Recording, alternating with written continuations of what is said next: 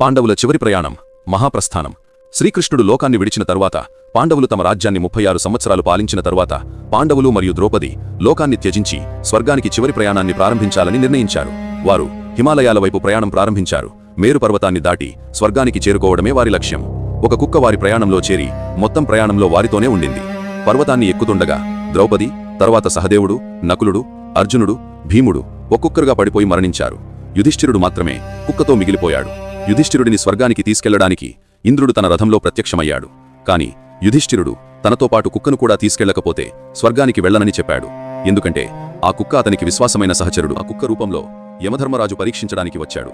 తరువాత ఇంద్రుడు యుధిష్ఠిరుడి కోరికను అంగీకరించాడు.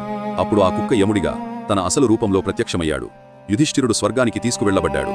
కాని అక్కడ తన సోదరులు మరియు ద్రౌపది లేరని గమనించాడు. దీన్ని చూసి మనస్తాపానికి లోనైన యుధిష్ఠిరుడు తన కుటుంబంతో ఉండటానికే నరకానికి వెళ్లాలని నిర్ణయించాడు. ఆ క్షణంలో తన సోదరులు తమ పాపాల నుండి విముక్తి పొందారు మరియు వారందరూ స్వర్గానికి చేరుకున్నారు.